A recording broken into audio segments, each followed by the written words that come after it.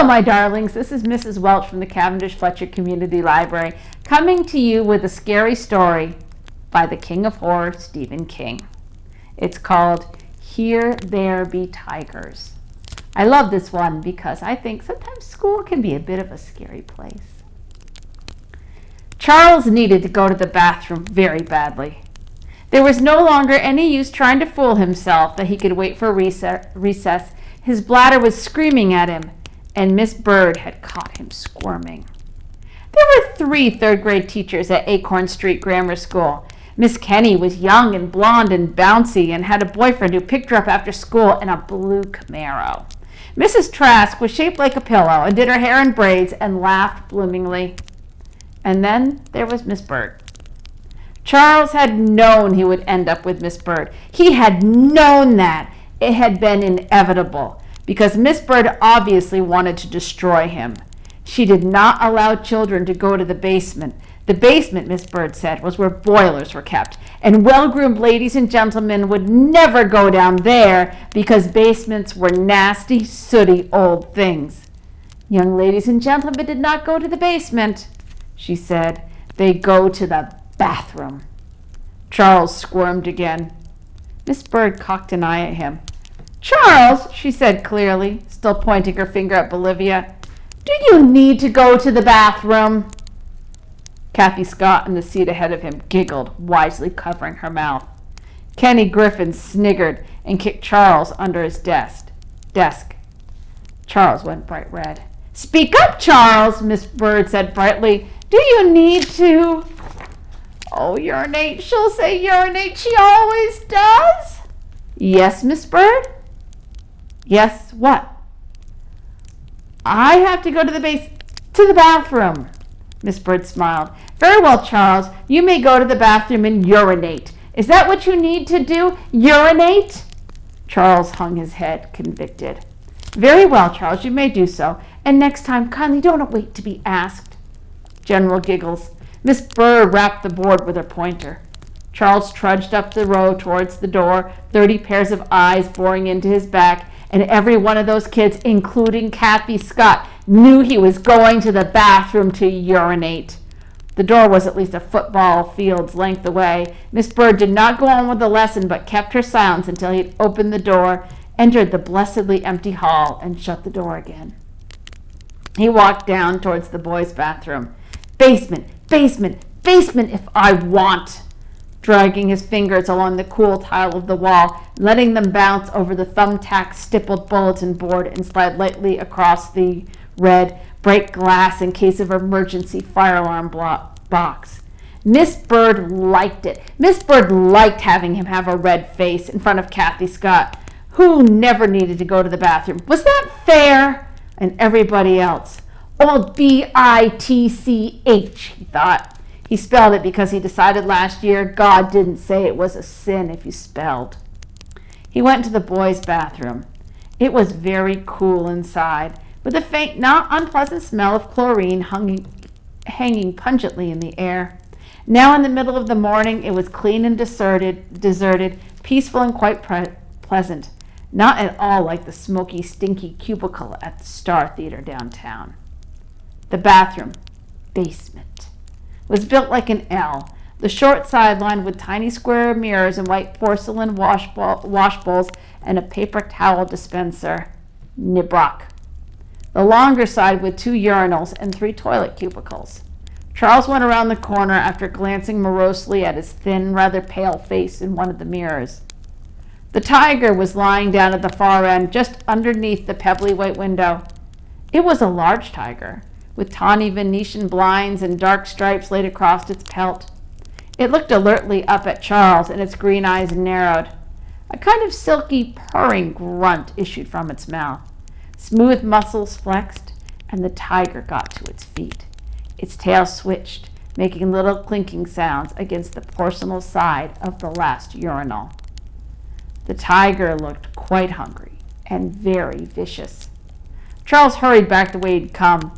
The door seemed to take forever to wheeze pneumatically close behind him, but when he did, he considered himself safe. The door only swung in, and he could not remember ever reading or hearing that tigers were smart enough to open doors. Charles wiped the back of his hand against his nose. His heart was thumping so hard he could hear it. He still needed to go to the basement, worse than ever. He squirmed, winced, and pressed a hand against his belly. He really had to go to the basement. If he could only be sure no one would come, he could go use the girls. It was right across the hall. Charles looked at it longingly, knowing he'd never dare, not in a million years. What if Kathy Scott should come? Or, black horror, what if Miss Bird should come? Perhaps he'd imagine the tiger. He opened the door wide enough for one eye and peeked in. The tiger was peeking back from around the angle of the L, its eye a sparkling green. Charles fancied he could see a tiny blue fleck in that deep brilliance, as if the tiger's eye had eaten one of its own, as if a hand slid around his neck. Charles gave a stifled cry and felt his heart and stomach cram up into his throat. For one terrible moment he thought he was going to wet himself. It was Kenny Griffin, smiling complacently. Miss Bird sent me after you because you've been gone 6 years. You're in trouble. Yeah, but I can't go to the basement, Charles said, feeling faint with the fright Kenny had given him. You're constipated, Kenny chortled gleefully. Wait till I tell Kathy. You better not, Charles said urgently. Besides, I'm not. There's a tiger in there. What's he doing? Kenny said. Taking a piss? I don't know, Charles said, turning his face to the wall. I just wish he'd go away. He began to weep. Hey, Kenny said, bewildered and a little frightened. Hey, what if I have to go? What if I can't help it? Miss Bird will say... Come on, Kenny said, grabbing his arm in one hand and pushing the door open with the other. You're making it up. They were inside before Charles, terrified, could break free and cower back against the door. Tiger, Kenny said disgustingly. Boy, Miss Bird's gonna kill you. It's around the other side. Kenny began to walk past the wash bowls. Kitty, kitty, kitty, kitty. Don't, Charles hissed. Charles darted out the door again and pressed himself against the wall, waiting, his hands over his mouth and eyes squinched shut, waiting for the scream. But there was no scream. He had no idea how long he stood there, frozen, his bladder bursting. He looked at the door of the boys' basement. It told him nothing. It was just a door. He wouldn't. He couldn't. But at last he went in. The wash bowls and mirrors were neat, and the smell of chlorine unchanged, but there seemed to be a smell underneath it, a faint, unpleasant smell, like freshly sheared copper. With groaning, but silent trepidation, he went to the corner of the L and peeked around. The tiger was sprawled on the floor, licking its large paws with a long pink tongue. It looked incuriously at Charles. There was a torn piece of shirt caught in one set of claws. But his need was white agony now. He couldn't help it. He had to. Charles tiptoed back to the white porcelain basin nearest the door. Miss Bird slammed in just as he was zipping his pants. Why, you dirty, filthy little boy, she said. Charles was keeping a weather eye on the corner. I'm sorry, Miss Bird. The tiger. I'm going to clean the sink. I'll use soap. I swear I will. Where's Kenneth? Miss Bird asked calmly. I don't know. He didn't, really. Is he back there? No, Charles cried. Miss Bird stalked right to the place where the room bent. Come here, Kenneth, right this moment. Miss Bird! But Miss Bird was already around the corner. She meant to pounce. Charles thought Miss Bird was about to find out what pouncing was really all about. He went out the door again. He got a drink at their drinking fountain. He looked at the American flag hanging over the entrance to the gym. He looked at the bulletin board. Woodsy Owl said, Give a hoot, don't pollute. Officer Friendly said, Never ride with strangers. Charles read everything twice. And then he went back to the classroom, walked down his row to his seat with his eyes on the floor, and sit into his seat.